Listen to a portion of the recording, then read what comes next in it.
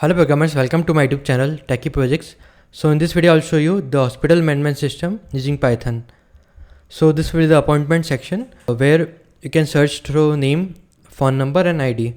So let's enter the patient name, location, and then click on search button. So it will fetch that particular row in the record. You can search through patient number.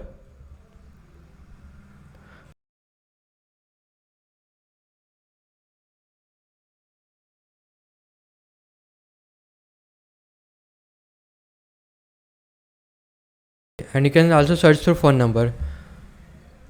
So it fetched the second number, and if you click on the show all button, and it will show all those details which you have entered. Okay, and in the left hand side section there will be a home, patient registration, patient admit, registration information, admit information, staff registration, staff information, registration record, staff record, generate bill, bill record, and appointment section. You can also delete the row, like you have to select that particular row and then click on delete button, so it will delete that particular row from database. Let's again delete one more record.